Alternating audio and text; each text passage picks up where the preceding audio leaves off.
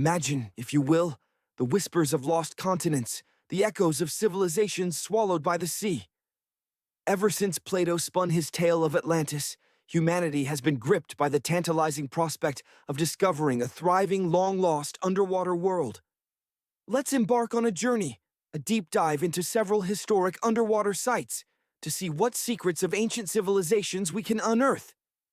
First stop, a place now dubbed the underwater Stonehenge. Recently, beneath the shimmering surface of Lake Constance, where Switzerland, Germany, and Austria meet, scientists have stumbled upon a mysterious collection of stones. This underwater arrangement stretches for miles. Archaeologists have been exploring the site since 2015, yet the purpose of this submerged structure remains an enigma. What they have determined is that a 12-mile line composed of 170 man-made stone cairns lies beneath the lake's surface. Scientists believe this was a collaborative effort, a project undertaken by multiple villages. The cairn site, they speculate, served some collective purpose. These formations are truly immense, some spanning dozens of feet in width. The most astonishing revelation? The site dates back roughly 5,500 years. Let's put that into perspective. Back then, humanity was in the full swing of the Stone Age. We were starting to craft tools from stone, using them for hunting and sustenance. Picture, if you can, what a knife and fork might have looked like in those primal days. It's no accident that this site is being called the underwater Stonehenge. Both this submerged site and the famous Stonehenge were constructed around the same time. Stonehenge itself dates back to approximately 3100 BCE. Both locations share the striking feature of stone monuments arranged in a circular pattern. Furthermore, scientists are still scratching their heads, trying to decipher the original intent behind Stonehenge. The mystery of Lake Constance remains unsolved. Who were the Neolithic people who inhabited this region, and what drove them to invest such immense effort and resources into constructing this vast underwater stone site? Next, we're off to the waters surrounding the Rio Islands, just off the coast of Japan. Prepare to plunge into the depths to an extraordinary archaeological site. Be warned, the Pacific Ocean currents can be unforgiving. Before long, as sunlight pierces the depths, a colossal structure emerges into view. At first glance, it might resemble the ruins of Machu Picchu, far away in Peru. As you draw closer, the shapes become clearer. A pyramid-like structure, arches, stairways. This could easily have been a palace or a fortress. Could this be evidence of human hands at work?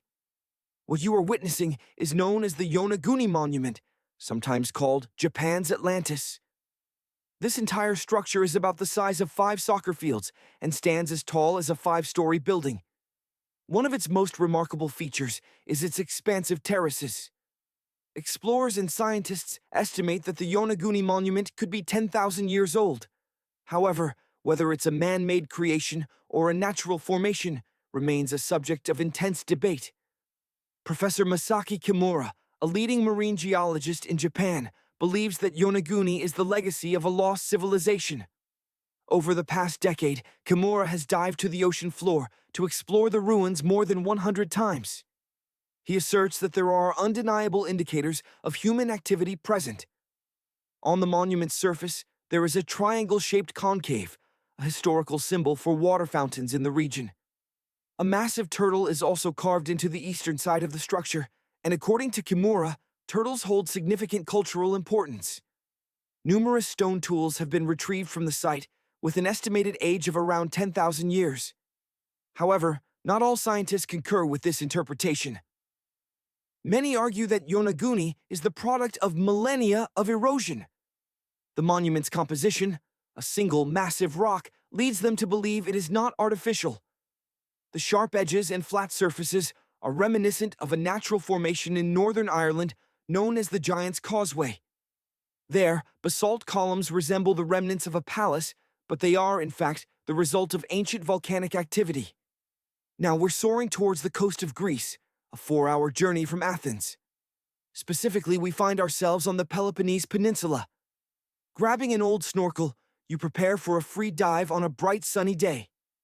Descending into the water, you begin to notice patterns on the seabed. Just 13 feet below the surface, the outlines of familiar objects gradually materialize. As you swim further, what appears to be the blueprint of an entire city unfolds before your very eyes. How could the water have claimed an entire city? Rocks are arranged with precision, seemingly aligned into what? Imagine a world hidden beneath miles of crushing water, a place where sunlight fails to penetrate. Welcome to the Mariana Trench, the deepest known part of our planet's oceans. What kind of life could possibly exist in such an extreme environment? Surprisingly, a diverse array of creatures manages to thrive in this dark abyss. Some organisms have adapted by utilizing chemosynthesis, relying on chemicals like methane or sulfur for energy. Others, like certain species of fish, survive by preying on the weaker members of the deep-sea food chain. Among the most commonly found inhabitants are xenophores, giant single-celled organisms, amphipods, small crustaceans, and various types of sea cucumbers. Some of these creatures have even evolved the ability to harden their shells using aluminum extracted from the surrounding seawater. Microbes, the tiniest of life forms, have found a way to flourish by feeding on the chemicals released when seawater interacts with the underwater rocks. But the undisputed rock star of the Mariana Trench's ecosystem is the Mariana snailfish, Pseudoleparus swiri. These small, translucent, scaleless fish, typically ranging from 3 to 9 inches in length, are the apex predators of this extreme environment. Their gelatinous bodies allow them to withstand the immense pressure, making them formidable hunters in a world where few can survive. The mysteries of the Mariana Trench have even fueled speculation about the survival of ancient megapredators. Could the megalodon, Ototus megalodon, the largest shark ever to have existed, still lurk in these unexplored depths? This colossal predator, a true behemoth of the prehistoric seas, has captured the imaginations of many. Scientists believe that the megalodon went extinct millions of years ago. The idea of it surviving in the Mariana Trench is largely unsupported by evidence. To survive in such an environment, a megalodon would need to adapt to complete darkness, possibly through bioluminescence or the evolution of enormous eyes. Furthermore, a creature of its immense size, imagine a school bus gliding through the deep, would require a massive amount of food. The limited resources of the Mariana Trench, consisting mainly of microbes and small snailfish, simply wouldn't be sufficient to sustain such a gigantic predator. But what if we were to drop a simple object into the trench, like a steel ball? What would be the effects of the extreme pressure and conditions? Let's consider the science. Assuming we're dealing with a solid steel sphere, the immense pressure at the bottom of the trench wouldn't be enough to cause any lasting damage. It would take a full 12 minutes for the ball to plummet to the ocean floor. The temperature difference between the surface and the bottom of the Mariana Trench is significant, a drop of around 86 degrees Fahrenheit. This would cause the ball to contract slightly. However, upon its return to the surface, it would simply revert to its original size. What about corrosion? Would the harsh conditions of the deep sea cause the steel ball to rust away? The rate of corrosion in steel is highly dependent on the amount of dissolved oxygen in the water. At depths greater than 3 miles, the oxygen level remains relatively constant. Without getting bogged down in complex calculations, it would take over 10,000 years for the steel ball to completely rust away in the Mariana Trench. But the real question is, what would it take for us, humans, to survive in such an environment? What technologies and adaptations would be necessary? Let's look at the past explorations of this mysterious realm. One crucial element is a material known as syntactic foam. This unique substance is capable of both floating and withstanding the immense pressure found at these depths. Without such protection, our lungs would immediately collapse under the crushing weight of the water. Furthermore, the pressure would force fluids into our mouths, replacing the vital oxygen with seawater. Then, there's the critical issue of being able to return to the surface safely in case of an emergency. One of the deep-sea vessels that ventured into the Mariana Trench was equipped with 1,000-pound steel weights to ensure its descent. These weights were connected to the ship by a specialized wire designed to corrode within 11 to 13 hours in seawater. This fail-safe mechanism would allow for a rapid ascent if anything went wrong. Given the extreme conditions, maintaining an adequate oxygen supply is paramount. Any future vessel exploring the Mariana Trench would need to incorporate an air recycling system to minimize the amount of oxygen that needs to be transported to such depths. And finally, there's the issue of electricity. There are no power outlets at the bottom of the ocean. Any submersible would need to rely on batteries with sufficient capacity to power all the essential equipment, including communication systems, oxygen recycling devices, and lighting. These challenges, once seemingly insurmountable, are now being overcome. In recent years, it has even become possible to take a tour of the Mariana Trench. Back in 2020, 3 fortunate individuals participated in such a project. They were encased in a 3.5-inch thick titanium sphere, which shielded them from the immense pressure and any physiological stress. Each guest embarked on a solo expedition that lasted approximately 14 hours, with the descent alone taking over 4 hours. Once at the bottom, they gazed upon a world few have ever seen. Imagine standing on the shore, ready to embark on an incredible journey. Not to a distant land, but to the bottom of the ocean. It's time to plunge into the crushing depths and explore a world hidden from the sun. But first, can you swim? Good. Because we're about to descend into the Pacific, all the way to the very bottom of the Mariana Trench. Slip on your flippers. The abyss awaits. All right, let's get in the water. Just 1 foot underwater. That's the depth you can manage without any special equipment. No mask, no snorkel. Look around. Are those tourists? Maybe a pod of whales passing by? Now we're 10 feet down. This is just a bit deeper than your average swimming pool. Here, you can still see vibrant fish darting among the coral, and even phytoplankton shimmering as they feast on sunlight. At 26 feet, we reach the foundations of Venice, Italy. Imagine the engineering feat, builders laying the groundwork for an entire city, supporting houses and streets on columns sunk to this depth. 30 feet below the surface, the pressure starts to become noticeable. On land, you experience atmospheric pressure, about 15 pounds per square inch. But down here, that pressure doubles, squeezing the air pockets in your body, your lungs, your ears. It's uncomfortable, but don't worry. Your soft, elastic organs can handle it. For now. 40 feet down. Uh-oh, running out of air? The average person can hold their breath for maybe 30 to 90 seconds. The world record is a staggering 24 minutes and 37 seconds. Gasp! Okay, time for some diving gear. There you go. Thanks. Tourists often dive to this depth to explore reefs and corals. No special skills required, but you can't go any deeper without training or a license. Now, 45 feet down. Watch out.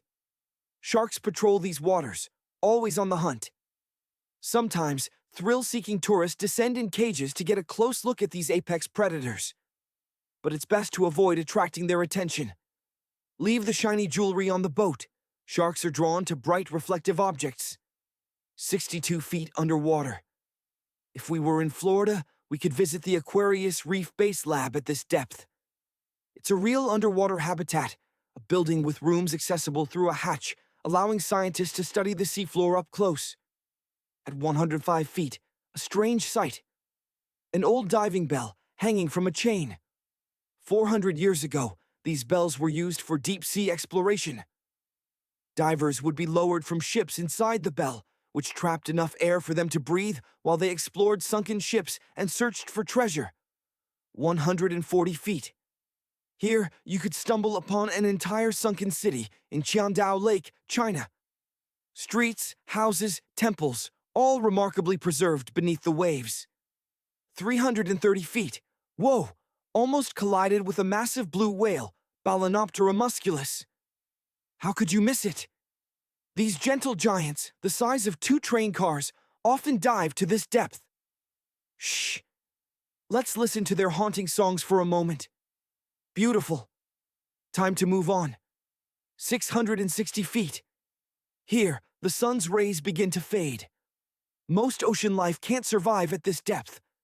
Below us, creatures become stranger, more alien, like the anglerfish with its bioluminescent lure. These bizarre adaptations are necessary to survive the crushing pressure and perpetual darkness. 702 feet underwater. This is the absolute limit for a human without diving equipment. One man holds the record for the deepest free dive, enduring water pressure 20 times greater than on the surface. 985 feet. What was that sound? A submarine. This is about as deep as most submarines can go. Some can reach speeds of up to 26 miles per hour. Fun fact, an ostrich can run twice as fast, but it can't swim.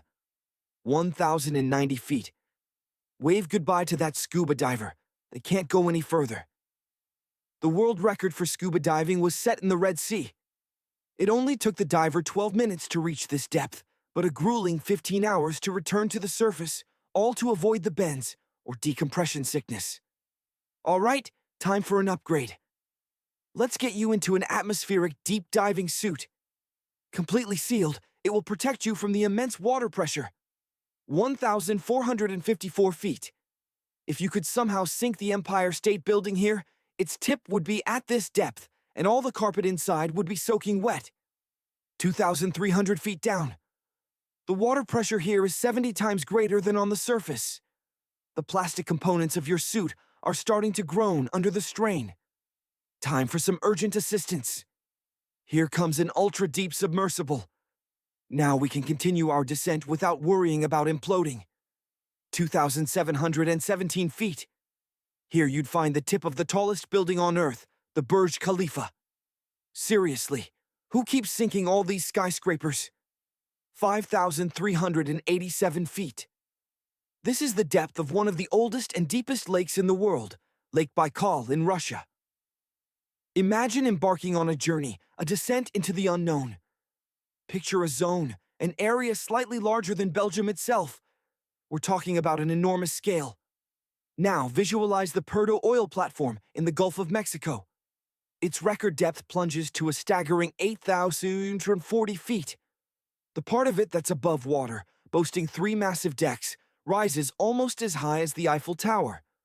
A colossal structure, dwarfed by the ocean's immensity. Next, consider the average depth of the Atlantic Ocean, 11,162 feet. Descending into these crushing depths, a gigantic tube, as wide as a giraffe's neck, stretches into the abyss. This is a transatlantic cable, once carrying vital telegraph and communication signals between Europe and North America. Deeper still, at 12,330 feet, a ghostly silhouette emerges from the inky blackness. Unbelievable! It's the Titanic.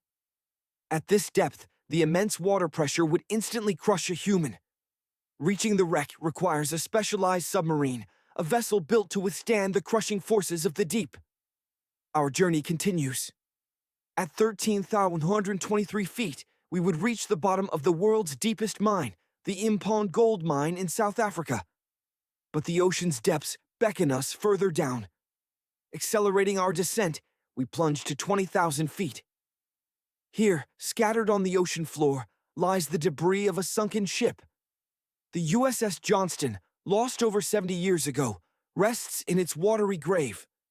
Even after all this time, the number 557 is still visible on its bow, a ghostly reminder of the past.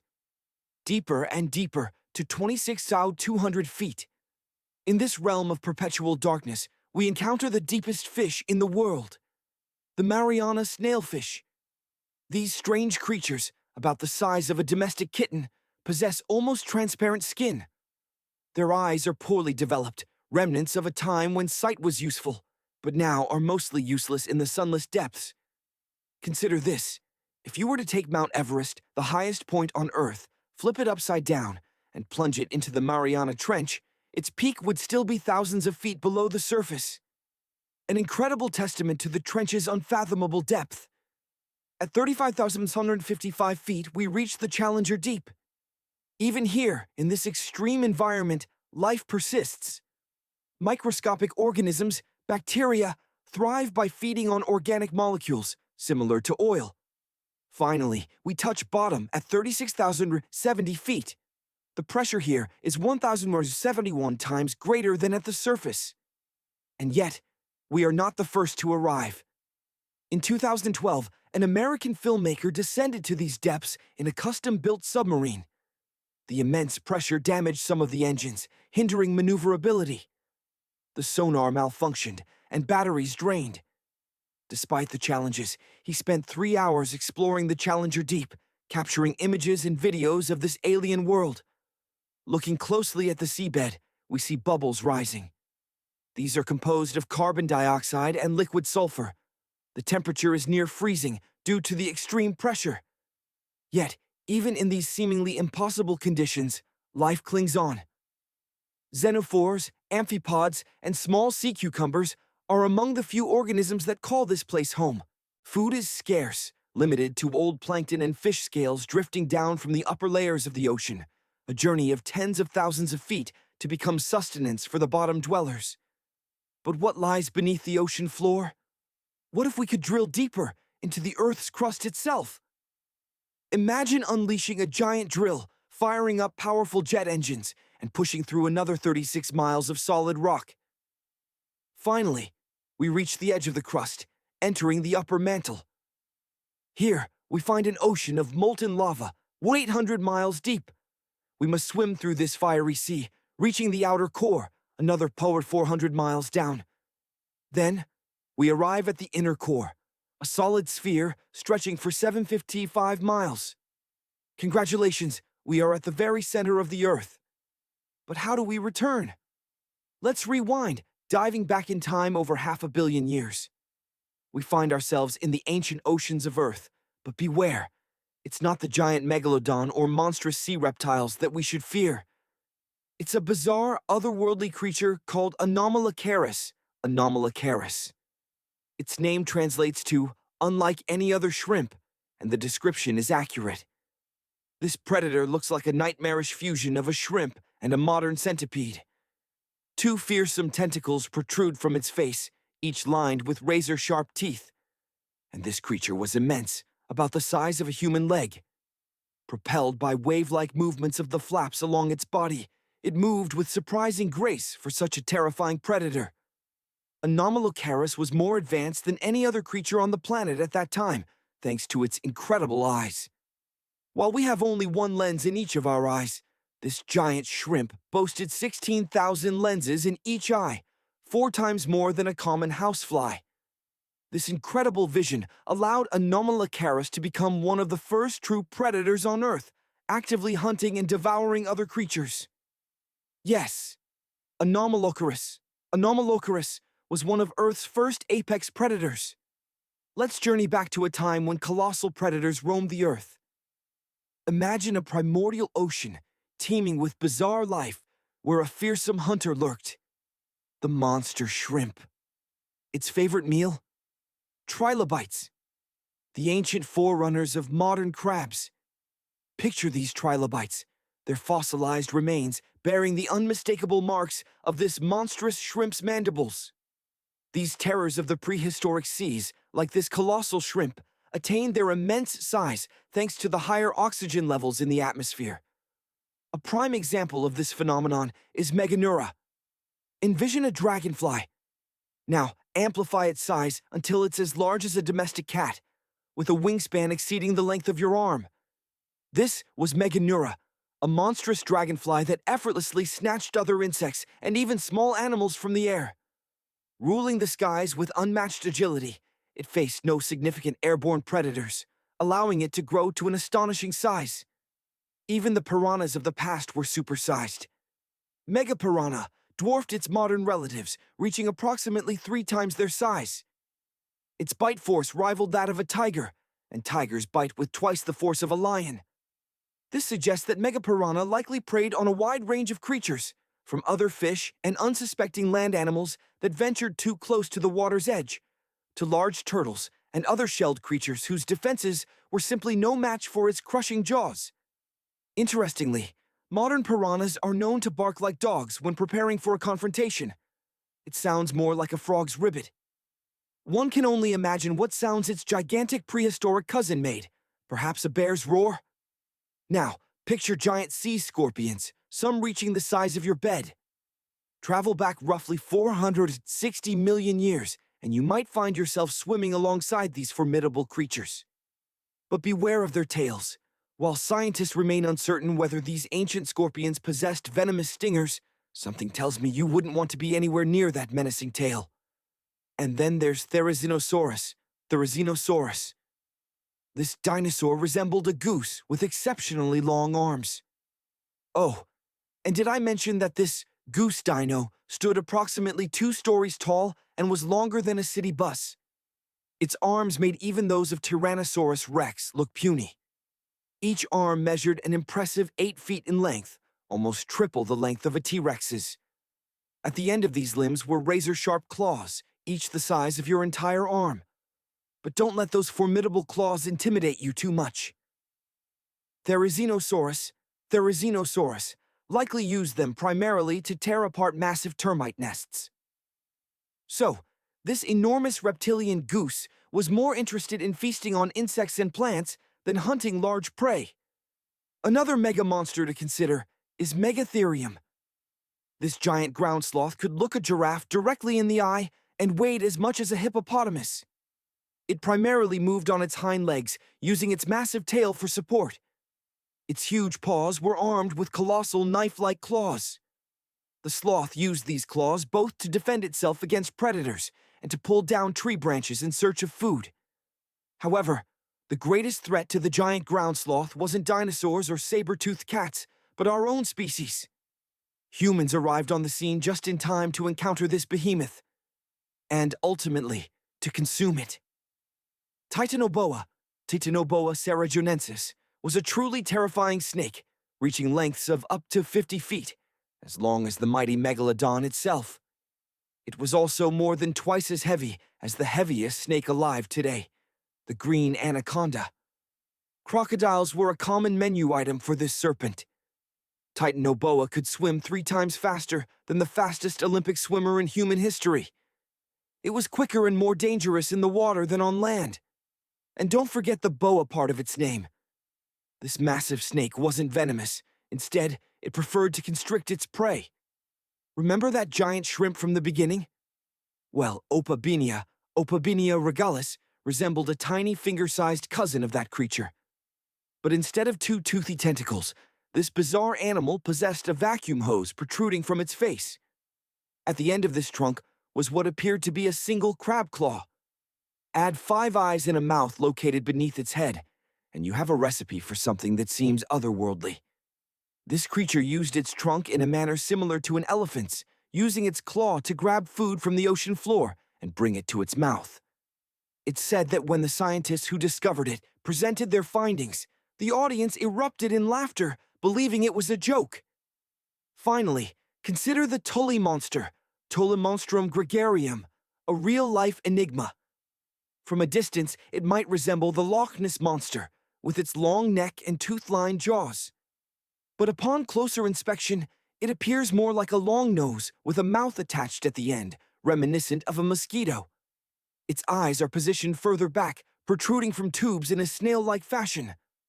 The Tully monster was an ancient mollusk, approximately the size of your forearm. It likely fed on jellyfish and shrimp some 300 million years ago. Thylacosmilus atrox, might bring a smile to your face, as long as you don't get too close. Despite its superficial resemblance, it wasn't related to the saber-toothed tiger. Instead, it was a marsupial, making it more closely related to kangaroos. Imagine a creature with fangs longer than those of a saber-toothed tiger, relative to its body size, of course. These weren't just any fangs. They grew continuously throughout its life. And that beard, you see? It's pure chin, a lower jawbone extending dramatically downward. These colossal fangs were anchored deep within the skull, reaching back almost to its eyes. When this beast closed its mouth, that bony chin acted as a shield, safeguarding those precious elongated teeth from snapping. Now, picture Staganopolepis, a creature that might initially strike you as a large, somewhat clumsy crocodile with a flattened snout. But don't be fooled by appearances. This reptile was, in reality, quite harmless. Its diminutive head and sparse teeth meant it wasn't equipped for much in the way of self-defense. That's where its extensive armor plating came into play. Why bother with massive fangs or rows of razor-sharp teeth when you're primarily a plant eater? The beak-like structure at the tip of its nose was perfectly adapted for digging up vegetation. In essence, this reptile was more akin to a 10-foot-long scaly pig than a fearsome croc. Let's journey back 45 million years to the world of Basilosaurus. Basilosaurus. This ancient whale may not have been quite as lengthy as a modern blue whale, but it was still a formidable predator, capable of taking down other whales and even sharks. Some even whisper that these leviathans might still lurk in the unexplored depths of our oceans. Eyewitness accounts speak of giant sea dragons, descriptions that seemingly align with Basilosaurus. After all, 90% of our oceans remain uncharted territory, plenty of space for a sea monster to hide. However, the fossil record tells a different story. Scientists haven't unearthed any Basilosaurus fossils younger than 3.7 million years, effectively debunking the myth of its continued existence. Behold Stegosaurus, Stegosaurus, one of the most iconic dinosaurs ever to roam the Earth. Its distinctive features, the enormous spikes adorning its tail, and the bony plates lining its back, make it instantly recognizable. This herbivore was twice as long as a giraffe and weighed nearly 5 times as much. Yet, despite its imposing size, Stegosaurus possessed a brain no larger than that of a dog. A truly tiny control center for such a massive body. Now, envision Peliornis, a bird boasting the largest wingspan ever discovered. Its wings dwarfed even those of the wandering albatross, the largest bird alive today, by a factor of 2. However, these colossal wings came at a cost. Taking flight was a laborious process, requiring the bird to launch itself from cliffs. And even then, its maximum speed was a mere 40 miles to earth. In comparison, the fastest birds of today can reach speeds 5 times greater.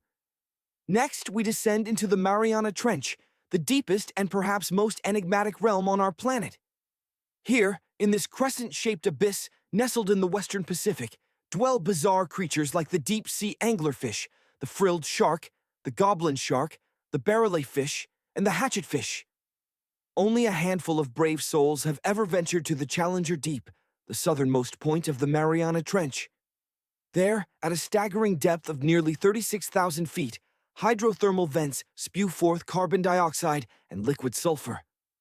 Mud volcanoes erupt under pressures 1,000 times greater than those at the surface. But our journey into the mysterious doesn't end there. Let's venture to Mexico's Yucatan Peninsula. Here we find bottomless sinkholes filled with water so clear it seems unreal. This is freshwater overlying saltwater seeping in from the ocean.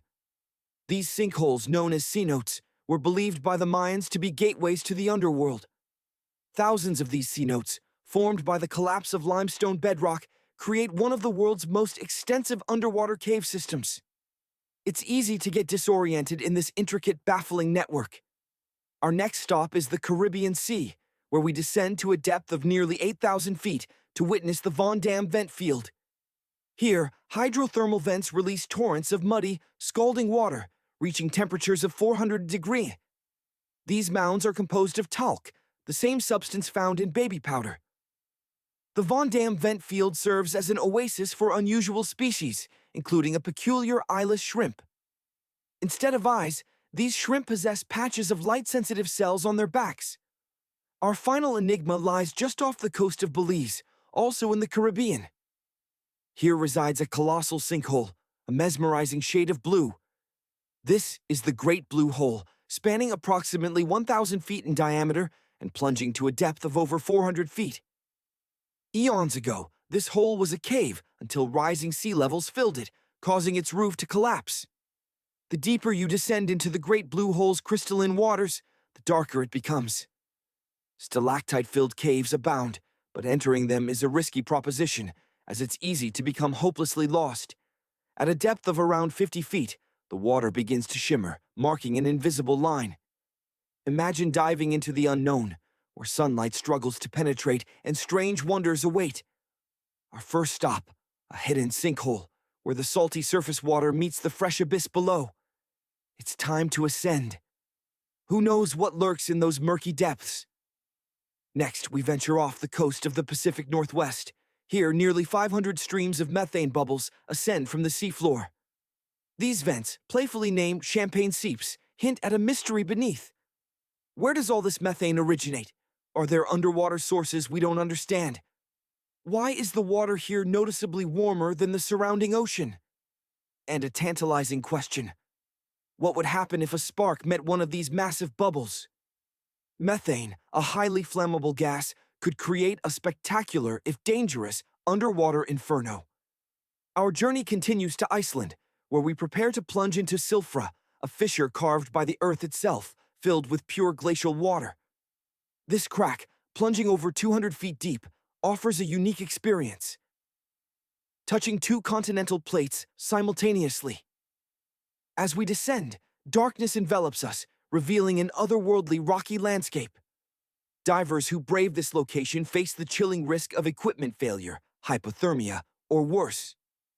The water temperature in Silfra Fissure hovers around a frigid 35 degrees year-round. Now, let's transport ourselves to Scotland. The sound of bagpipes fills the air as we prepare to dive into the Gulf of Corryvreckan, a narrow strait nestled between two islands. Here, massive underwater rocks and deep, dark holes conspire to create the third largest permanent whirlpool on our planet, the Corryvreckan Maelstrom. Water surges through the strait at incredible speeds, colliding with the underwater obstacles, creating a scene reminiscent of a boiling cauldron. Waves, some reaching heights of 15 feet, crash and churn. The roar of the whirlpool can be heard from miles away. Legend says the Corryvreckan Maelstrom has claimed countless sailors over the centuries, unsuspecting victims pulled beneath the waves in an instant. Our adventures grow ever more daring as we set course for Antarctica. In the Southern Ocean, we encounter the Ross Sea ice shelf, a colossal expanse roughly the size of Spain. Beneath this frozen continent lies an ocean containing as much water as the entire North Sea. Scientists, after drilling through this immense ice sheet, were astonished to discover life thriving in these extreme conditions.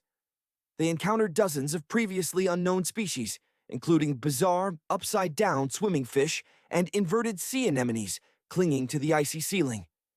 Hopefully, these oddities haven't deterred you, because our next destination is shrouded in mystery, the Bermuda Triangle.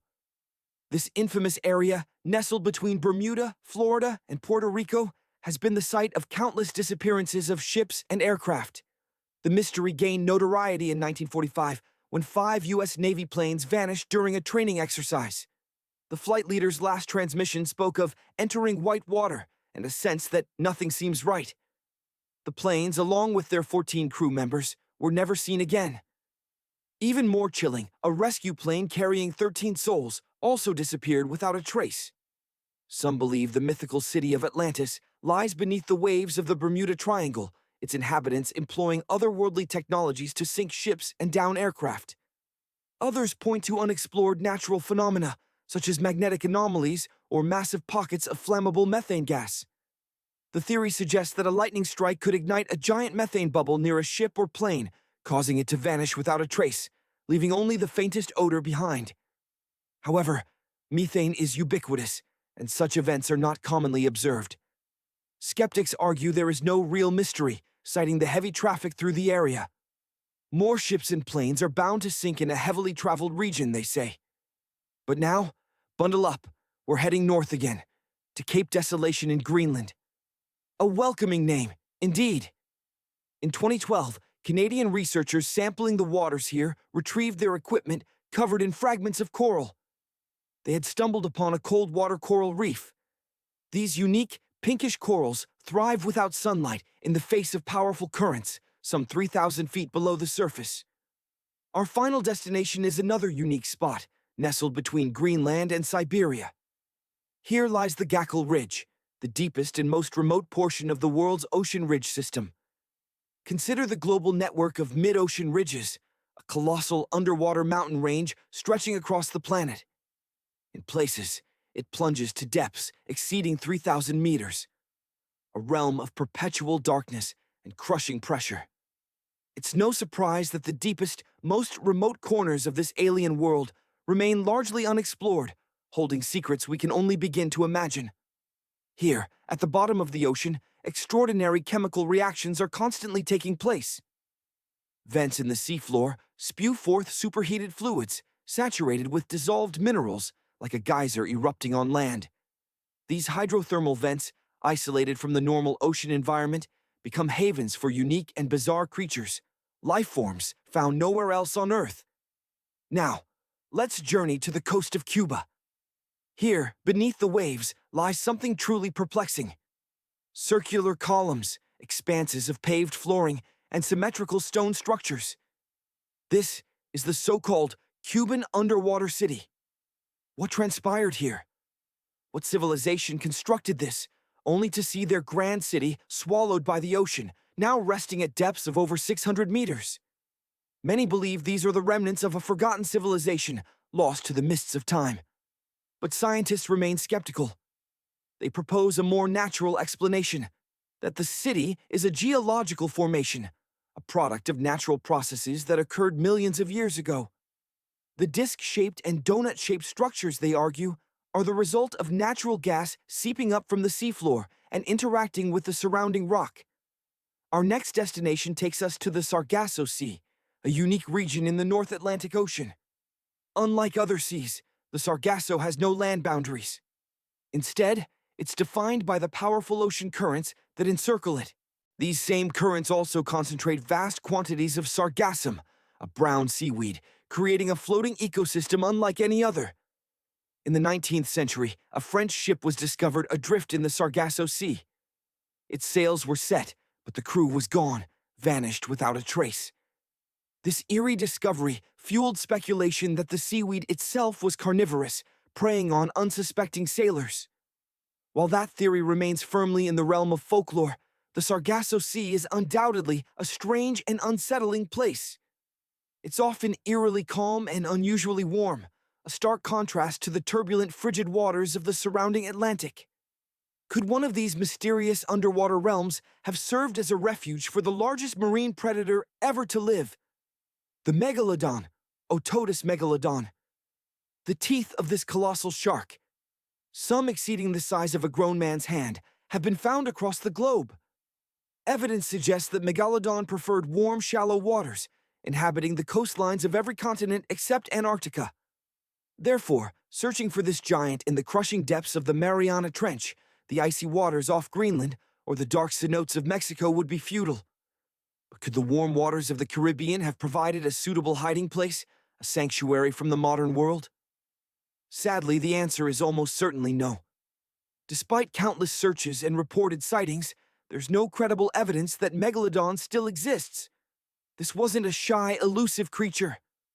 A shark of that size would be hard to miss, and yet no one has seen it recently, not even near the supposed fart spas, areas of intense hydrothermal activity. Now, a question. Could the legendary city of Atlantis actually have existed? The idea of Atlantis continues to capture our imaginations. The story began with Plato in ancient Greece, who described a powerful and advanced civilization that flourished before our own. Atlantis was said to be a technologically sophisticated society, rivaling even the Mayans in its achievements. But according to the legend, the Atlanteans grew greedy and were punished by the gods, who sent a cataclysmic flood that destroyed their cities and plunged them beneath the waves. Countless theories have been proposed about the location of Atlantis, some placing it in the Mediterranean Sea, others beneath the Bermuda Triangle. However, as science has shown us, Atlantis is far more likely to be an allegory, a cautionary tale about the dangers of unchecked ambition. But let's turn our attention to something real. Today, we will explore several genuine underwater cities, remnants of past civilizations that truly existed, not just myths. Our first destination is Baiae, an ancient Roman city located on the coast of Italy. Known as the Las Vegas of the Roman Empire, Baiae was a luxurious resort town where the Roman elite flocked for relaxation and entertainment. Imagine a vast open-air spa, a playground for the wealthy and powerful. That was Baiae. Today, you can explore the submerged ruins of Baiae by scuba diving, getting an up-close look at remarkably well-preserved Roman sculptures. Or You can view the crumbling temples and buildings from glass-bottom boats. Here, you'll find a moss-covered museum in Claudius Nymphaeum. To your left, a collection of classical Greek statues. Swimming down the Via Herculania, you will arrive at Villa Apportico, a grand Italian-style house where you can still admire the original marble floors. Note the intricate black and white patterns and the amazing geometric designs. Further along lies Portus Julius, a once bustling Roman harbor. Can you see the collapsing wall structures on the seafloor? There are remarkably preserved columns and limestone floors. Behold the ruins of the thermal baths of Lacus. The remaining multicolored mosaics, with their vibrant orange, blue, and green tiles, are a sight to behold. Finally, at Punta Epitafio, you can see 25 well-preserved Roman pillars.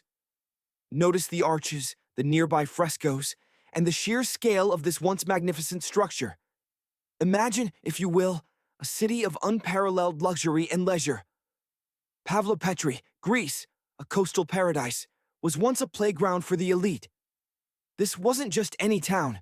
It sat atop natural volcanic vents, offering its inhabitants an endless supply of hot springs for their pleasure. Emperors like Nero, Caesar, and Cicero, names etched in the annals of Roman history, sought refuge and revelry in its opulent embrace. But the tides of fortune are ever-changing. Around the 8th century, the city fell victim to marauders, its riches plundered, its splendor extinguished. The once vibrant metropolis was abandoned to the relentless embrace of the sea. Slowly, inexorably, the water level rose, swallowing the city whole, burying its secrets beneath the waves. Now picture yourself on a sun-drenched summer holiday, a stone's throw from Athens, on the Peloponnese Peninsula, near Pavlopetri. Snorkel in hand, you embark on a free dive, descending into the crystalline depths. Just 13 feet below the surface, ghostly outlines begin to materialize from the seabed. As you venture deeper, the spectral form of an entire city unfolds before your very eyes. How could the ocean claim such a place? Perfectly aligned stones reveal the foundations of ancient buildings. This incredible sight was initially discovered by Nicholas Fleming, a British oceanographer vacationing in Greece, who meticulously documented the artifacts scattered across the seafloor.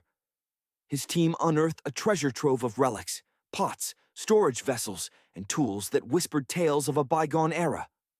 Among these finds was a quiron stone, a tool used for grinding grains into flour. The presence of numerous amphorae suggests that this settlement dates back to the Bronze Age, some 5,500 years ago, when humans first began to coalesce into urban centers. Pavlopetri flourished for over 2 millennia. Today, it stands as the oldest submerged city ever discovered, a testament to human ingenuity and resilience. But this was no mere village. It was a bustling port city, complete with stone buildings, a thriving marketplace, well-defined streets, and expansive public squares. Our journey into the abyss continues. Now, envision yourself diving off the coast of the Ryukyu Islands. The Pacific currents are unforgiving, threatening to drag you into the inky depths.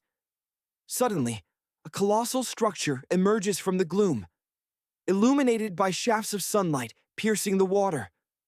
At first glance, it resembles the ruins of Machu Picchu, far across the globe in Peru. But as you draw closer, its true form becomes clear. A pyramid-shaped monument, adorned with arches and staircases. This could easily have been a palace, a fortress, a testament to a lost civilization. This is the Yonaguni Monument, often called Japan's Atlantis. The monument stretches across an area equivalent to 5 football fields, its highest point reaching the height of a 5-story building. Its most striking feature is its vast terraces, seemingly designed to accommodate large gatherings. Some explorers and scientists believe that Yonaguni dates back 10,000 years. The debate rages on. Is this a creation of human hands or a quirk of nature? Professor Masaki Kimura, a leading marine geologist in Japan, is convinced that Yonaguni is the legacy of a lost civilization. He has explored the ruins over 100 times in the past decade, finding what he believes are undeniable signs of human intervention. A triangular pool on the monument's surface, he argues, is a deliberate creation, a historical symbol of water fountains in the region. A giant turtle carved into the eastern face of the structure holds deep cultural significance, according to Kimura. Furthermore, numerous stone tools, dating back 10,000 years, have been recovered from the site.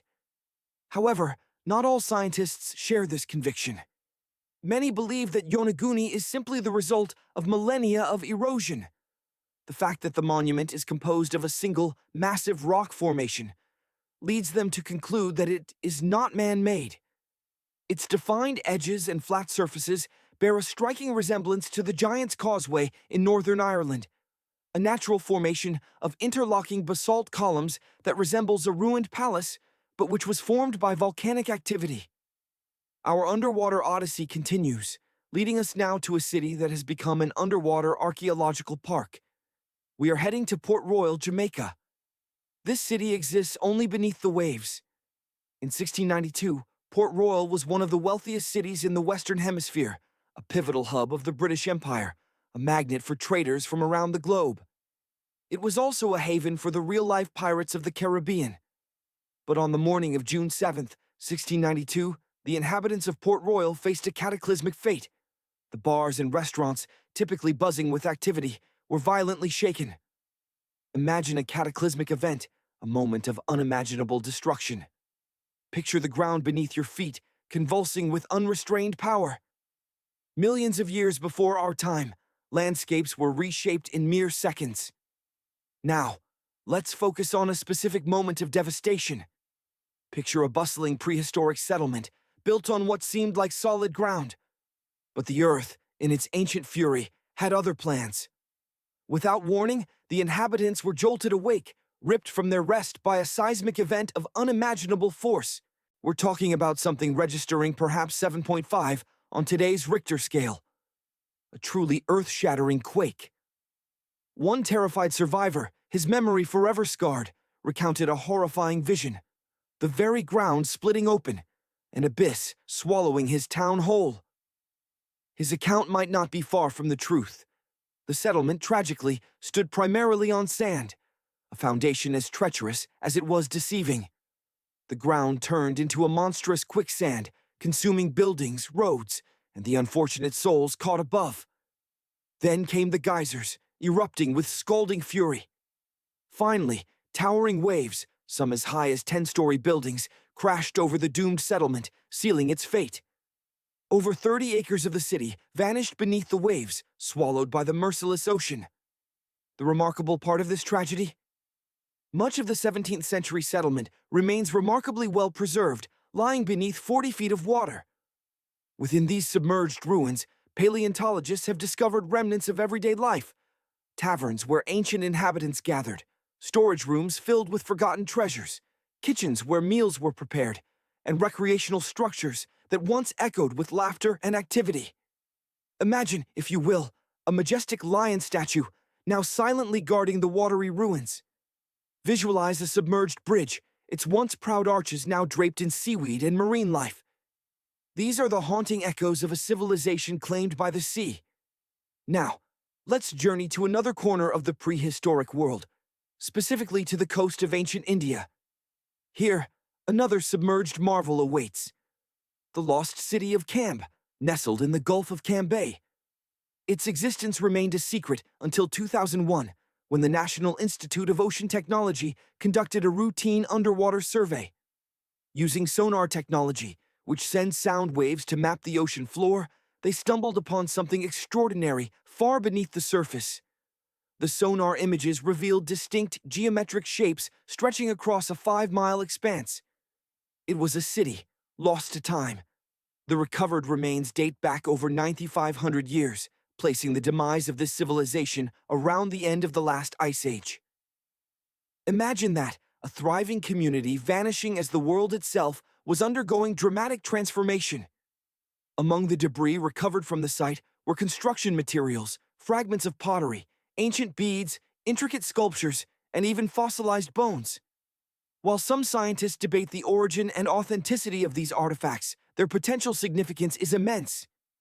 If they truly belong to the submerged city of Camb, it would represent nothing less than the oldest known civilization on Earth, a testament to the resilience and ingenuity of our distant ancestors. These lost worlds remind us that even the most advanced civilizations are vulnerable to the forces of nature, that our time on this planet, like that of the dinosaurs, may one day be measured in fossilized remains and whispered legends. Imagine diving into the depths of time, not just the ocean. We're heading to Pavlopetri, an ancient city that might be new to your ears. Picture this. Nicholas Fleming, a British oceanographer enjoying a Greek vacation, stumbles upon whispers of a lost city. Intrigued, he discovers artifacts scattered on the seabed. A year later, he returns with a team, unearthing a treasure trove of pots, storage vessels, and tools. Among these relics, they find a kernstone, an ancient tool used for grinding grains into flour. The presence of numerous amphoras suggests that this settlement thrived during the Bronze Age, a staggering 5,500 years ago, when communities began to coalesce into towns. This settlement is believed to have flourished for over 2 millennia. Today, Pavlopetri stands as the oldest submerged city ever found. And it wasn't just a humble village, but a bustling port city, complete with stone buildings, a marketplace, streets, and even public squares. Our journey continues to another famous underwater city, now transformed into an archaeological park, Port Royal, Jamaica. While it now exists solely beneath the waves, back in 1692, it reigned as one of the wealthiest cities in the Western Hemisphere. Port Royal was the epicenter of the British Empire in the region, a vital trade hub drawing people from every corner of the world. It was also notorious as a haven for real-life pirates of the Caribbean. But on the morning of June 7, 1692, fate delivered a devastating blow. The city awoke to a violent shaking. A massive earthquake, registering 7.5 on the Richter scale, threw people from their beds. One survivor recounted seeing the earth open up, swallowing the entire town. This description rings true, as Port Royal was largely built on sand. The ground buckled, consuming buildings and roads. Geysers erupted, followed by colossal waves, as tall as 10-story buildings, crashing into the city. Around 33 acres of Port Royal vanished beneath the waves. Remarkably, much of the 17th century remains are still remarkably preserved, resting under approximately 40 feet of water. Archaeologists have uncovered taverns, storage rooms, kitchens, and recreational buildings used for a variety of purposes. You can even see a Grand Lion statue, a submerged bridge, and picturesque arches. And now, for our final stop, India. Just off its coast lies another sunken wonder, the lost city of Cambay, located in the Gulf of the same name. It remained hidden until 2001, when the National Institute of Ocean Technology conducted a routine water assessment. Using sonar technology, which sends sound waves to the seabed, they discovered something extraordinary far beneath the surface. The images revealed well-defined geometric shapes stretching across 5 miles. These remains date back over 9,500 years, indicating this civilization vanished around the end of the Ice Age. Recovered debris includes construction materials, pottery, beads, sculptures, and even bones. While some scientists debate the origin of these artifacts, if they indeed belong to the site, the lost city of Cambay could be the oldest civilization ever discovered. But now, let's descend into a different kind of mystery. The deep ocean. The deeper we go, the more unsettling things become. We're about to plunge into the darkest depths of the ocean and see if the creatures lurking there are as terrifying as legend suggests. We descend 120 feet underwater. Keep a close watch on the seabed. What's that horrifying face, half buried in the sand? That's the northern stargazer, Astroscopus guttatus. This ambush predator lurks in the eastern United States. It buries itself in the sand, waiting for unsuspecting prey to wander nearby. Then, this nightmarish creature unleashes an electric shock, stunning its victim before devouring it. We continue deeper, to 240 feet below the surface. There, we spot a colorful, puffy creature, no more than a foot long. It's the sarcastic fringehead, Neoclinus blanchardi. At first glance, this fish seems harmless, but don't be fooled. When provoked, it opens its enormous mouth to fend off predators. This defensive display is a sight to behold, both surprising and frightening. Fortunately, this fish poses no threat to humans. The next creature we encounter can thrive in shallow waters, but we find it at a depth of 900 feet. You won't have to wonder why it's called the Game of Thrones brittle star. Unlike starfish, which slowly crawl across the seabed, this creature moves with startling speed. It uses its long, flexible arms to propel itself from one place to another. Its body is protected by a hard calcium carbonate shell. Also known as snake stars, these creatures are small and easily squeeze into nooks, cracks, and crevices in rocks. But now, for a truly deep dive, we descend to a staggering 2,000 feet. Imagine descending into the inky blackness of the ocean's depths. At the surface, sunlight dances, but here it's a world of perpetual night. As you plunge deeper, at around 1,000 feet, you encounter a true leviathan, the giant squid, Architeuthis dux. For centuries, tales of this colossal creature were dismissed as mere sailors' yarns. But in 2001, the giant squid was finally captured on film, revealing a beast as impressive as its legend suggested. Enormous eyes, the size of soccer balls, scan the darkness. This massive invertebrate can weigh upwards of 600 pounds, a true titan of the deep. Continuing your descent, nearly 3,000 feet below the surface, another strange denizen of the deep appears, startling you with its eerie presence. A small reddish creature, no longer than a foot in length, drifts into view. It seems almost indifferent to your presence, a stark contrast to its unsettling appearance. This is the vampire squid, Vampiroteuthis infernalis, a living relic from the age of dinosaurs. Its dark webbed arms give it the appearance of an umbrella fringed with tentacles. Unlike its inky cousins, the vampire squid doesn't release ink. Instead, it ejects a cloud of bioluminescent mucus. You leave this ancient creature undisturbed. Deeper still, at 3,200 feet, you encounter a far more sinister resident, the cookie-cutter shark, Assistius brasiliensis. This diminutive predator is a parasite, preying on creatures many times its size. It stealthily approaches larger fish, dolphins, whales, and even, on rare occasions, humans. Using its razor-sharp serrated teeth, it carves out perfectly circular plugs of flesh, leaving its victims with cookie-sized wounds. Despite its small size, rarely exceeding 20 inches, this glowing terror is a force to be reckoned with in the ocean's twilight zone. As you descend to 3,300 feet, light becomes a precious commodity. The creatures that dwell here have evolved bizarre adaptations to survive in this lightless realm. The barrel-eye fish, Macropinna microstoma, is a prime example. Its head is transparent, offering a clear view of its two highly sensitive, barrel-shaped eyes. These eyes are typically pointed upwards, constantly scanning for the faint silhouettes of prey above. A truly bizarre and otherworldly creature.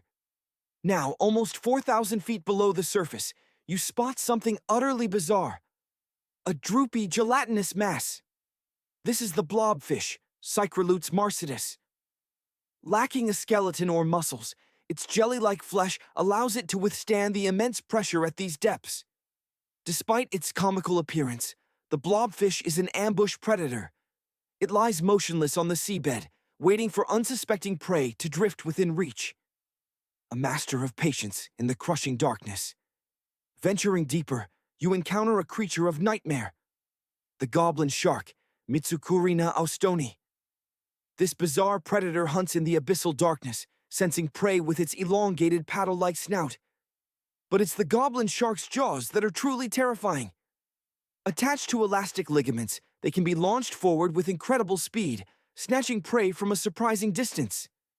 Imagine if your mouth could extend 7 inches to grab a snack. That's the goblin shark's hunting prowess. Even further down, at 5,000 feet, you encounter another member of the shark family, but one that seems more like a creature from prehistoric times. The frilled shark, Chlamydocoelecus anguineus, resembles an overgrown eel, its gills adorned with distinctive red, frilly edges. Its horrifying mouth is lined with 25 rows of razor-sharp, backward-facing teeth. A total of 300 teeth designed to ensnare its prey. The frilled shark prefers to hover in the water, patiently waiting for its next meal to venture close. Then, with a sudden burst of speed, it strikes like a serpent. Suddenly, a bright light pierces the darkness, like a miniature sun. But as you approach, you recoil in horror. This is no gentle beacon. It's the lure of the deep-sea dragonfish, Grammatostomia's flagella barba, a fearsome predator that dwells at depths of up to 6,000 feet. Chemical reactions within its body produce an eerie red glow, used to communicate with other dragonfish and to attract unsuspecting prey. At the same depth, you encounter another denizen of the abyss, one defined by its most prominent feature, an enormous mouth. This is the gulper eel, Europharynx peleconoides. Its massive jaws and expandable stomach allow it to swallow prey whole, even creatures larger than itself. A true vacuum cleaner of the deep. Plunging even further to 6,600 feet, you come across an angry-looking creature wielding a bizarre fishing rod. This is the deep-sea anglerfish, Melanocetus johnsoni, a master of deception. The females possess a modified dorsal spine that extends over their mouths, tipped with a bioluminescent lure. This glowing bait attracts unsuspecting prey, which are then swiftly devoured by the anglerfish's enormous jaws. Its body is so pliable that it can swallow animals twice its own size, a truly terrifying feat. Now, 7,000 feet down, another bioluminescent creature appears. The black dragonfish, Ideacanthus atlanticus. This sly predator is covered in light-producing organs, arranged along its belly like a string of eerie lanterns. It also possesses glowing flashlights next to its eyes, used to search for prey and attract potential mates in the perpetual darkness. Nearby, you spot an enormous pillbug, unlike any you've ever seen in a garden. This is the giant isopod, Bathynomus giganteus, a relative of the common roly-poly, as well as crabs and shrimps. But unlike its terrestrial cousins, the giant isopod can reach lengths of over 20 inches. These creatures may appear intimidating, but they are harmless scavengers, feasting on the remains of dead animals that sink to the ocean floor. Finally, at a staggering depth of 13,000 feet, you notice the ocean floor has become unusually fluffy. This is due to the presence of zombie worms, Osedax. These creatures rarely exceed 2 inches in length, yet they possess the remarkable ability to break down the bones of even the largest animals. They secrete a powerful acid that dissolves bone, allowing them to access the nutrients within. Their feathery appearance gives them the look of strange deep-sea plants, but in reality, they are relentless scavengers, consuming the skeletal remains of whales and other giants of the deep. Imagine plunging into the crushing depths of the ocean, far beyond the reach of sunlight. Here, in this alien world, life takes on bizarre and terrifying forms. One such creature, a type of gritty fish, might make you jump out of your skin. This denizen of the deep possesses a pair of large greenish oval plates atop its head, yet it has no eyes at all. Scientists believe these bony membranes act as light detectors, warning the fish of approaching predators and saving its life in the inky blackness. Now, imagine descending even further, nearly 3 miles below the surface. There, on the ocean floor, you spot something truly strange. A fish standing upright on 3 long, rigid legs. It's the tripod fish, a creature more curious than frightening. This species has adapted to the perpetual darkness by abandoning vision altogether. Instead, it relies on vibrations and touch to sense its prey. And with remarkable dexterity, it uses its fins like hands to guide food directly into its mouth. But the abyss holds even more unsettling surprises. Before you can venture any deeper, you encounter the faceless fish. This creature, with its unsettling lack of eyes and a mouth curved into a perpetual Mona Lisa-like smile, resides on the underside of its body. Known officially as the faceless cusk, this elusive fish was first observed over a century ago, with its next sighting not occurring until 2017. Pushing further into the abyss, reaching a depth of 6 miles, you encounter the deep-sea cucumber. These bizarre organisms dwarf their shallow water relatives in size. They spend most of their lives crawling along the seafloor, but when threatened, they can swim away with surprising agility. These deep-sea cucumbers boast bright purplish hues, tiny feet, and an array of tentacles surrounding their mouths. A strange combination of features. But why do these deep-sea creatures appear so alien and at times frightening? The answer lies in the extreme conditions of their environment. Immense water pressure, scarce food, and constant darkness demand extraordinary adaptations for survival. Now, let's journey to the deepest point on Earth. Forget what you think you know. While many believe it's the Mariana Trench, specifically Challenger Deep, let's take a very long measuring tape and find out for sure. Imagine attaching one end to a boat bobbing on the surface, then taking a deep breath and plunging into the water. Schools of fish and strange marine animals flash by as we descend into absolute darkness.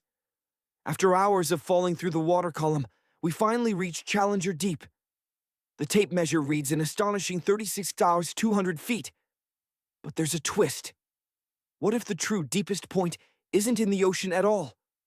Consider the Kola super-deep borehole located in the Murmansk region of Russia.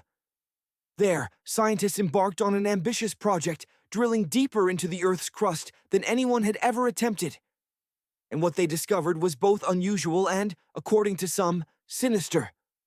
As the geologists pushed their drill bit deeper and deeper, reaching a staggering 9 miles, they encountered vast empty voids within the Earth. These unexpected caverns baffled the scientists.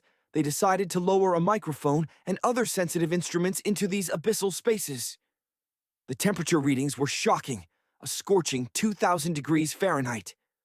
But even more disturbing was what the microphone picked up. Sounds resembling human groans and screams echoing from the depths. Rumors quickly spread that the scientists had inadvertently drilled into the underworld itself. Panic gripped those on the surface. Then, according to some accounts, an unknown creature burst forth from the drill pipe. It was described as a black goat-like being, walking on its hind legs, its body engulfed in black flames. The creature allegedly escaped from the depths and vanished into the unknown. Of course, such tales should be taken with a grain of salt. The story of the demonic creature was published by a newspaper on April 1st, April Fool's Day. However, like many myths, there's a kernel of truth within the legend of the Kola super-deep borehole. The deeper the scientists drilled, the hotter it became. At a depth of 3 miles, the temperature reached 160 degrees Fahrenheit. By 4.5 miles, it had climbed to 250 degrees. And at the maximum depth of 7.5 miles, the sensors recorded a blistering 430 degrees. One day, the scientists heard a deafening explosion from deep within the Earth. They immediately halted drilling operations, desperately trying to determine the cause of the blast. But they found nothing conclusive. After a period of investigation, they cautiously resumed drilling, but no further incidents occurred at that depth. The drilling project had begun in May 1970. The initial 4.5 miles were relatively straightforward, consisting mainly of hard granite rock, like drilling through a solid wall. However, as they delved deeper, the drill encountered softer, more unstable layers. The walls of the borehole began to crumble, like drilling through wet sand. Each time the drill was extracted, there was a significant risk of the hole collapsing under its own weight.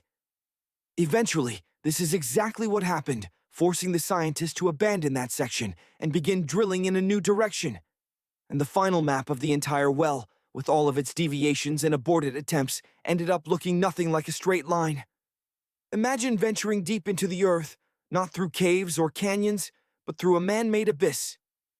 A journey that started with a simple drill bit and a burning question. How far down can we go? This is the story of the Kola super-deep borehole, a testament to human ambition and a window into our planet's hidden past.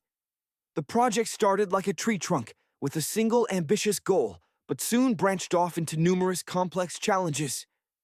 9 years after the initial groundbreaking, scientists reached a staggering depth of 31,400 feet, shattering the world record for the deepest man-made hole.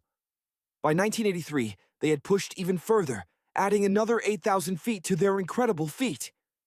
But the Earth doesn't give up its secrets easily. After a brief pause, disaster struck. A section of the drill, the very tool that was meant to unlock the planet's mysteries, snapped, and became lodged deep within the borehole. Months were spent trying to retrieve the broken piece, but all attempts failed. Undeterred, the team was forced to retreat to a depth of 4.5 miles and begin again. The drilling process itself was a grueling exercise in patience and perseverance. Each drill bit could only withstand approximately 4 hours of use, managing to penetrate a mere 32 feet of rock.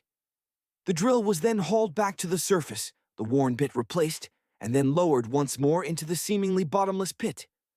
On average, the drilling speed crawled along at a pace of just 200 feet per month, about the height of a 20-story building. In 1990, 2 decades after the project's inception, the scientists finally reached their target depth of 40,230 feet. To put that into perspective, that's the equivalent of burying 100 soccer fields, one on top of the other. But after yet another accident, the ambitious project was brought to a halt. The Guinness World Records officially recognized the Kola Superdeep Borehole as the deepest artificial point on Earth. Picture Mount Everest, then stack 9 Empire State Buildings on top of it. That's the scale of this incredible excavation.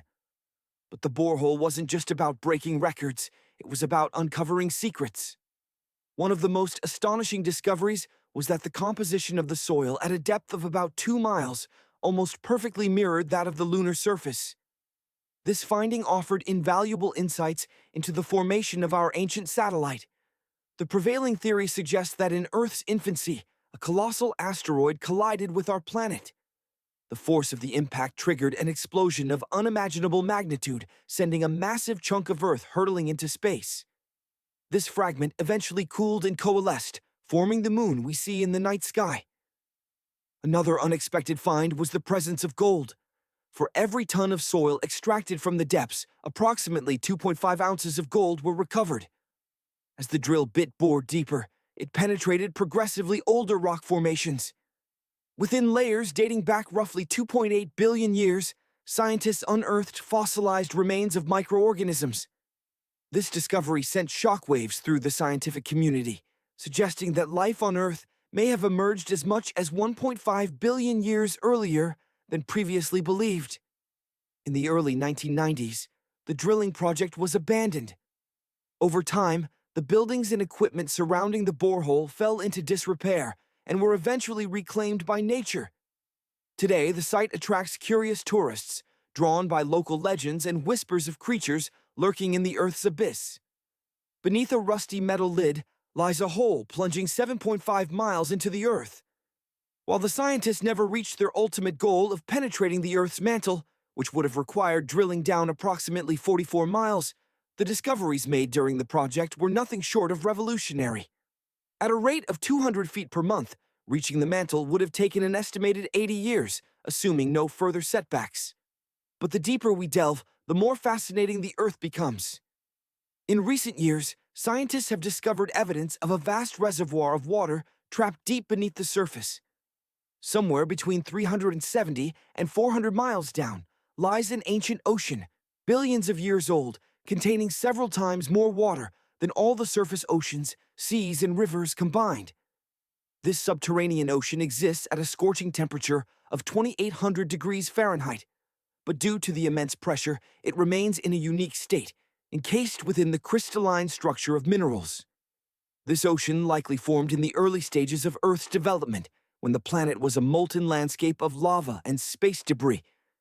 But perhaps the most tantalizing prospect of deep Earth exploration is the potential to discover living organisms. Isolated for billions of years, these organisms could hold vital clues to the origins of life itself. In Antarctica, scientists have undertaken a similar endeavor, drilling into the ice to uncover hidden worlds. Beneath the thick ice sheet, they discovered an entire lake, roughly half the size of Lake Ontario. The volume of water in this subglacial lake is only 3.5 times less than that of Lake Baikal, the largest lake on Earth by volume. The ice concealing this hidden lake is at least 20,000 years old, and the water beneath has been isolated from the outside world for approximately 15 million years. During drilling, scientists extracted a core of ice from the depths and discovered a previously unknown bacterium. Its genetic code shared only 86% similarity with known living organisms, suggesting that it was either a completely new species or perhaps more speculatively, of extraterrestrial origin. These bacteria thrive in extreme conditions, surviving in water temperatures below freezing. The composition of the water in this underground lake is also unique, with significantly higher concentrations of oxygen and carbon dioxide than surface waters. Add to these conditions complete isolation, and you have a truly alien environment, teeming with life adapted to the most extreme conditions. Imagine a place on Earth where the pressure is a staggering 1,000 times greater than what we experience every day. A force so immense it could crush an unprotected human being into, well, let's just say the results wouldn't be pretty. To venture into such a realm requires serious preparation and incredibly robust equipment. We're talking about the Mariana Trench, a colossal abyss in the ocean depths. Picture this. It's as wide as 20 national malls, laid end to end in Washington, D.C., and its length stretches about 1/5 of the Earth's very diameter.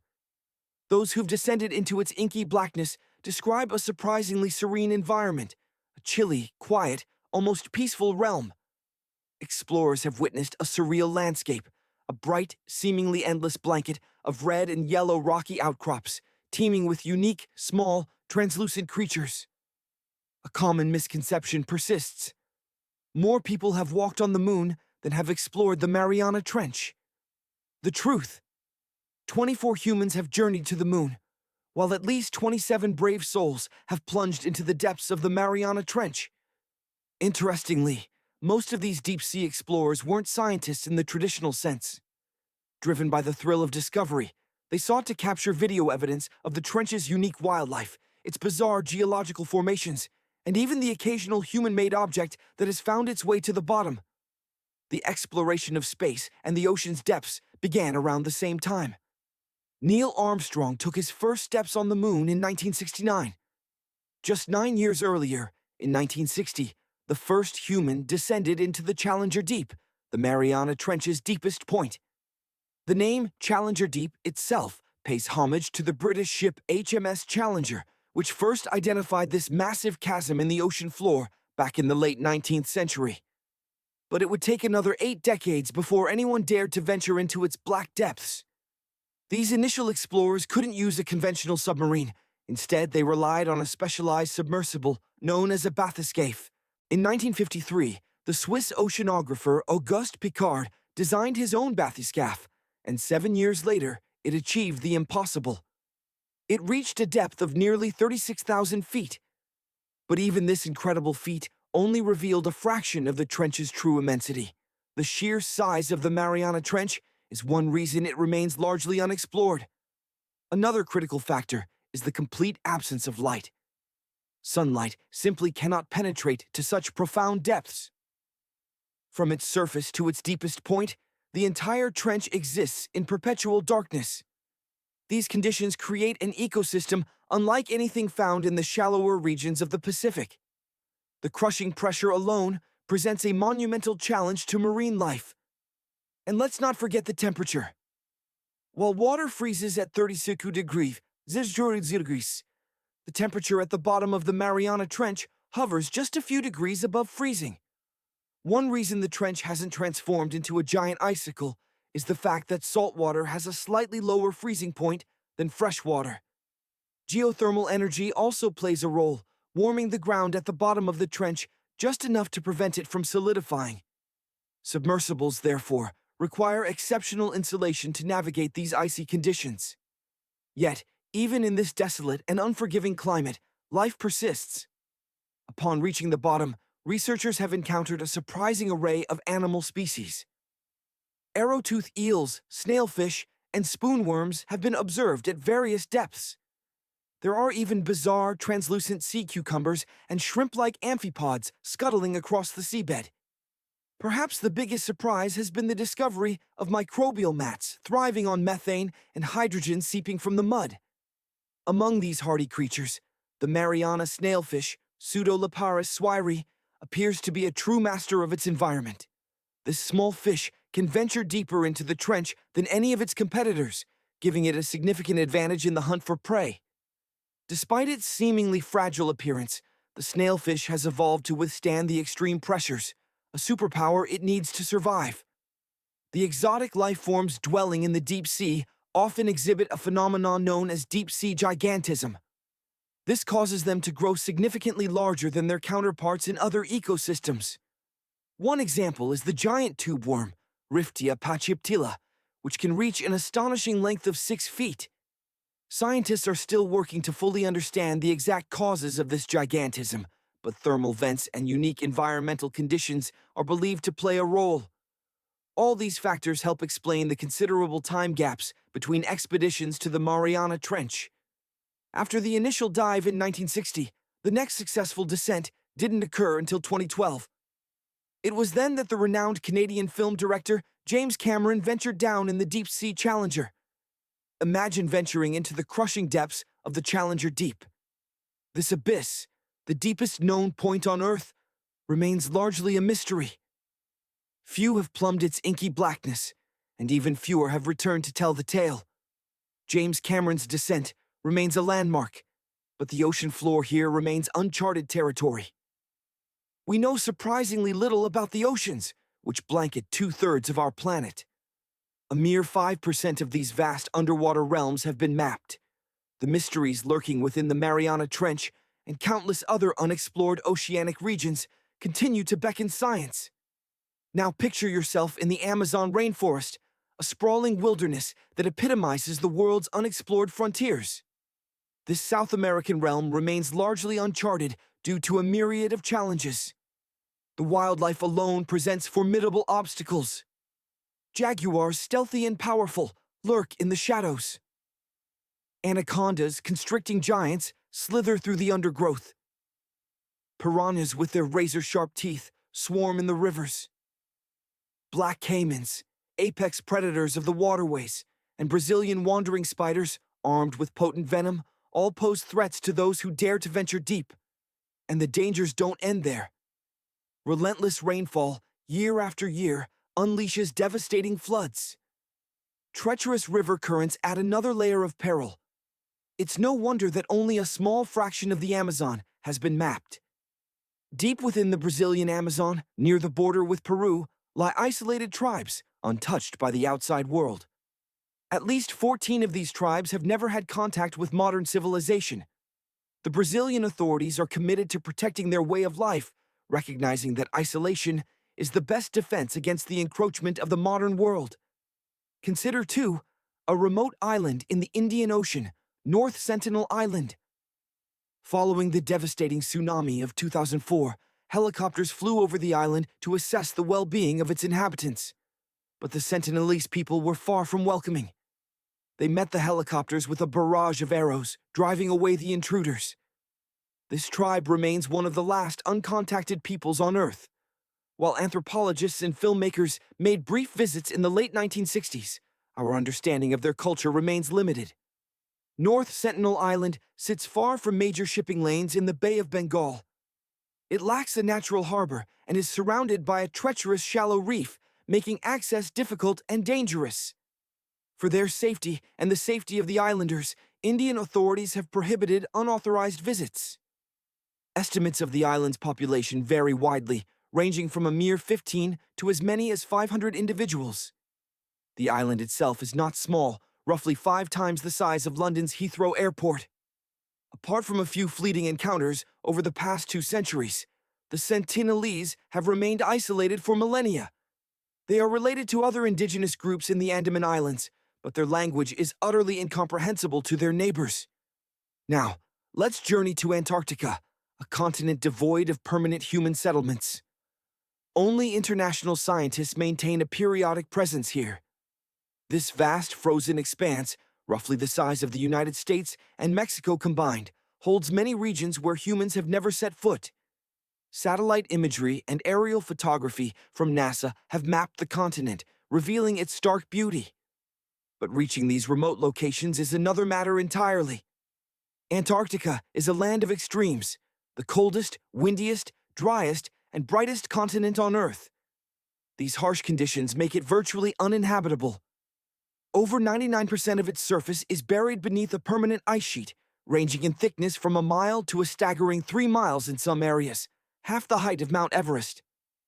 Speaking of mountains, the Himalayan range holds a secret, the world's tallest unclimbed mountain, also the highest peak in Bhutan. Known locally as the White Peak of the Three Spiritual Brothers, this mountain holds immense spiritual significance for the local population. Out of respect for their beliefs, Bhutanese authorities initially restricted and then completely banned mountaineering in the early 21st century. To this day, no climber has ever reached the summit of this mysterious mountain. Imagine diving into the mysterious darkness of the ocean depths. Who knows what wonders or horrors you might encounter? Legends whisper of giant sea monsters lurking in the abyss. The Kraken, the Loch Ness Monster, the Hydra, Leviathan, creatures of nightmare. While such monsters remain firmly in the realm of myth, the ocean holds real creatures of astonishing size and strangeness. Consider the colossal squid, Mesonychoteuthis hamiltoni, from the sub-Antarctic waters. This behemoth is 14 times longer than the arrow squid found near New Zealand, and deep within the Pacific Ocean lurks a sea sponge as big as a minivan. Oceans hold approximately 96.5% of all the water on our planet. Up to 80% of all known life on Earth dwells beneath the waves. Yet we have explored, mapped, or even glimpsed more than 80% of this vast underwater realm. In fact, we possess a more detailed map of Mars than we do of the ocean floor. The pressure at these depths is immense, a crushing force that defies imagination. Imagine venturing to the crushing depths of the ocean, where the weight of the water above feels like holding nearly 50 jumbo jets suspended in the air. Down here, temperatures plummet to near freezing. Life in this extreme environment demands incredible adaptations. And one of the most striking is sheer size. Many creatures dwelling in these cold, dark abysses grow to colossal proportions, a phenomenon known as deep-sea gigantism. The further we descend into the ocean's embrace, the less sunlight penetrates. This lack of light causes temperatures to plummet dramatically. This frigid environment leads to increased cell size and remarkably extended lifespans for its inhabitants. Furthermore, oxygen levels are significantly lower than in shallower waters, and food is scarce. Most sustenance originates from the upper layers, with only a meager amount trickling down to these profound depths. In this world of scarcity, being large offers a distinct advantage. Larger creatures can traverse greater distances, searching more effectively for sustenance. Their metabolism operates at a slower pace, allowing them to digest food more deliberately, conserve energy, and store reserves for lean times when food is unavailable.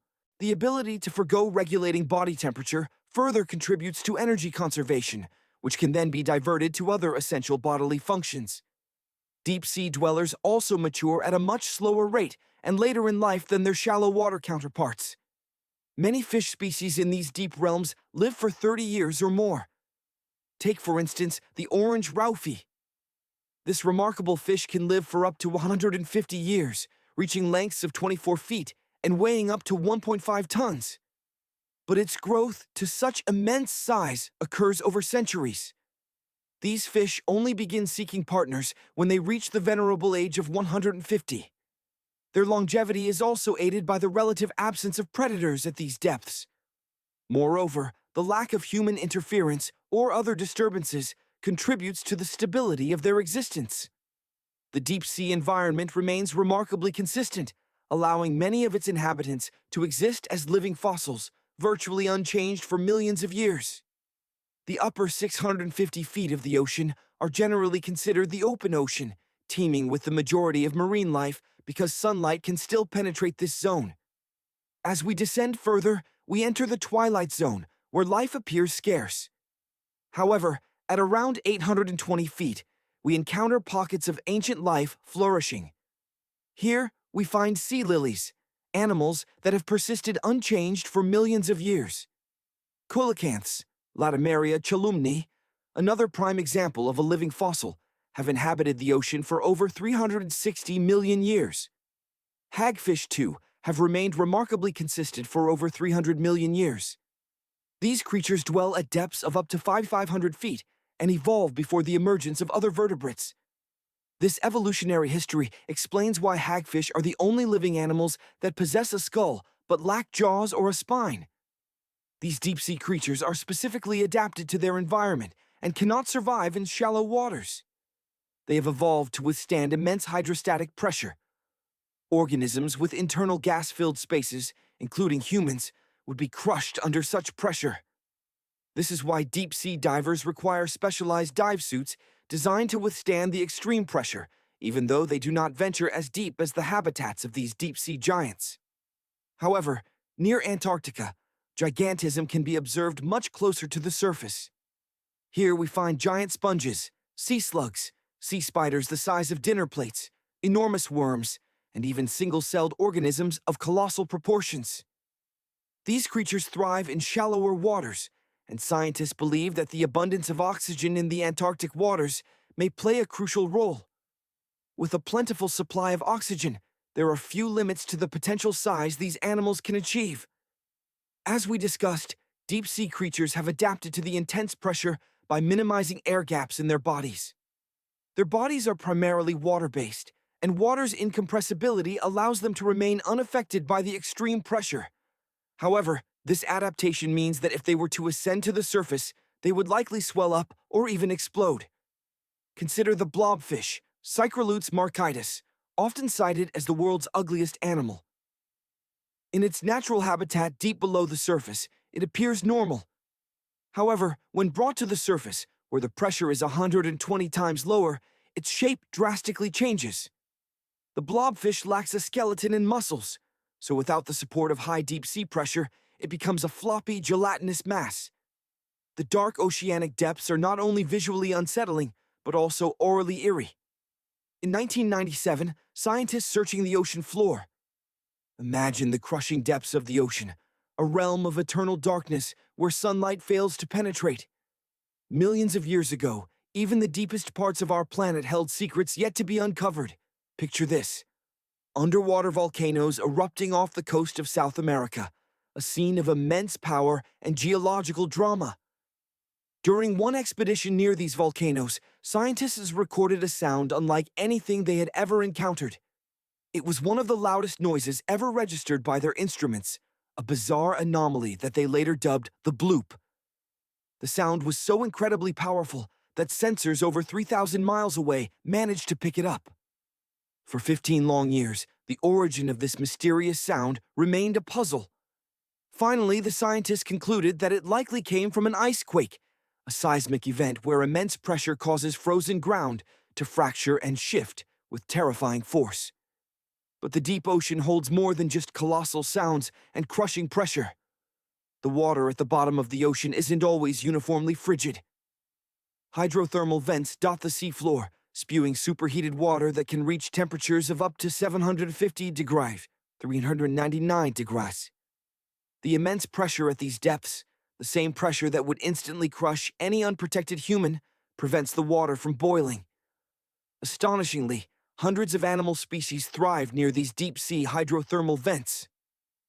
Some, like the tube worms, are unlike anything we typically see on land or in shallower waters. These bizarre worms absorb chemicals directly from the vent fluids, providing sustenance to the bacteria that live within them. In return, these bacteria provide the tube worms with the carbon they need to survive, a remarkable example of symbiosis in one of Earth's most extreme environments. Venture further into the abyss, and you'll discover that 2/3 of all coral species known to science live in the dark, deep, and incredibly cold regions of the ocean. Some of these corals can be found at depths of nearly 10,000 feet. These hardy creatures can survive in temperatures as low as 28 tardigrades. Some of these cold water corals are ancient, with some colonies exceeding 8,000 years in age. Over millennia, they form colossal structures that can tower up to 115 feet tall, creating underwater cities of coral. The deep ocean isn't just a home to bizarre and unusual creatures. The landscape itself is breathtaking. Submarine canyons dwarf even the Grand Canyon in scale. Take, for example, the Jemchug Canyon in the Bering Sea. Its vertical relief plunges to depths of over 8,500 feet, a truly staggering dimension. And consider the ocean's largest waves, the internal waves that roll beneath the surface, unseen by those on ships above. These behemoths occur between water masses of different densities.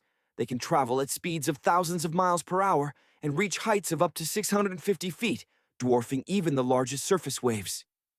Now, let us descend into one of the most intriguing and extreme locations on Earth. Covered in perpetual darkness and located miles underwater, it is home to unique creatures and strange phenomena. This is the Mariana Trench, the deepest oceanic trench on our planet. Its extreme environment has made exploration incredibly challenging. The risky conditions demand specialized equipment and brave souls. But what would happen if we dropped a steel ball into this abyss? The Mariana Trench was first identified in 875 by the HMS Challenger. While the ship boasted advanced equipment for its time, it was insufficient for a full exploration of the trench. Decades later, in 1951, the HMS Challenger II returned to the location, this time equipped with an echo sounder. The vessel managed to take accurate measurements of what appeared to be the deepest point on Earth's surface. Viewed in 2 dimensions, the trench stretches for 1,500 miles in length and averages 43 miles in width. From above, it resembles a crescent-shaped scar on the ocean floor. But what truly sets it apart is its depth. Imagine stretching a wire from the ocean's surface to the trench's deepest point. It would measure an incredible 7 miles. To put that into perspective, if we could somehow move Mount Everest, the Earth's tallest mountain, and drop it into the Mariana Trench, its peak would still be submerged by over a mile of water. Because of its extreme depth, the Mariana Trench is shrouded in complete darkness. Sunlight can barely penetrate to such depths. The temperature hovers just above freezing. But the most formidable challenge is the water pressure. At the trench's deepest point, the pressure is a staggering 1,000 times greater than standard atmospheric pressure at sea level. Only a handful of individuals have ever attempted to descend into the Mariana Trench. The first successful attempt took place over 60 years ago, when Jacques Picard and Don Walsh ventured into the depths in a submersible. Their descent took approximately 5 hours, and they spent a mere 20 minutes at the bottom. Before this daring expedition, many specialists believed that life could not exist in such an extreme environment, primarily due to the immense pressure. However, while at the bottom, the submersible's floodlight illuminated a creature. It was a flat, disc-shaped organism, adapted to withstand the crushing pressure. Resources are scarce in this realm of darkness. What other kinds of creatures dwell in this abyss, and how do they manage to survive in such a hostile environment?